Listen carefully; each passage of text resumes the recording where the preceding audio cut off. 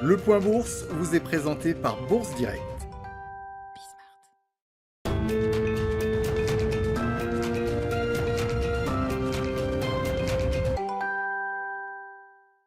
Le CAC 40 aussi autour de l'équilibre à la mi-journée. La dynamique qui a porté les actions hier semble s'essouffler.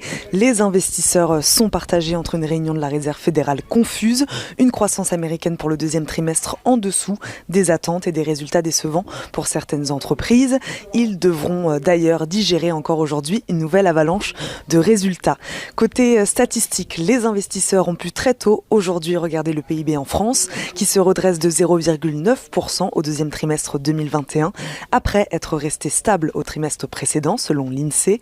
L'inflation, toujours en France, elle ralentit en juillet, avec une augmentation de 1,2% contre 1,5% le mois précédent.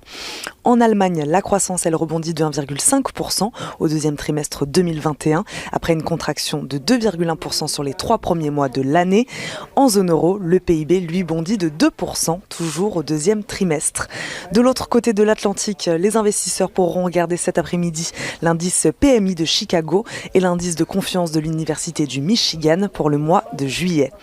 Les valeurs à suivre maintenant en France. Renault qui a indiqué avoir renoué avec les bénéfices au premier semestre en dégageant un profit de 354 millions d'euros contre une perte record de 7,3 milliards un an plus tôt.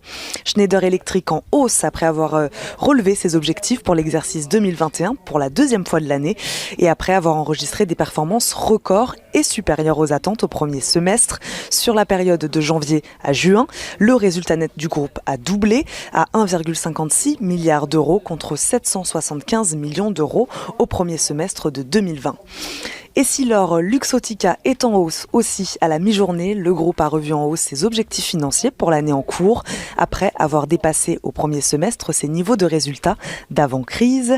Vinci renoue avec les bénéfices au premier semestre. Le géant du BTP a dégagé sur les 6 premiers mois de l'année un bénéfice net de 682 millions d'euros, à comparer avec une perte nette de 294 millions d'euros sur la même période de 2020. Il a par ailleurs annoncé ne pas s'attendre à retrouver dès cette année le niveau de profitabilité d'avant la pandémie en raison du poids des activités de concession. Legrand a relevé son objectif de chiffre d'affaires pour 2021 à la suite d'une hausse de ses résultats au premier semestre. Le spécialiste des infrastructures électriques vise désormais une croissance organique de son chiffre d'affaires d'au moins 10% cette année contre une hausse comprise entre 4 et 7% auparavant. Engie qui fait état de performances en nette hausse au titre du premier semestre avec notamment un résultat net récurrent part du groupe de 1,4 milliard d'euros. Iliad, en marge de l'annonce de ses résultats du premier semestre, l'opérateur télécom a annoncé son intention de lancer une OPA sur ses propres titres au prix de 182 € par action. Enfin, L'Oréal et Hermès qui publient tous les deux des résultats en nette progression au premier semestre.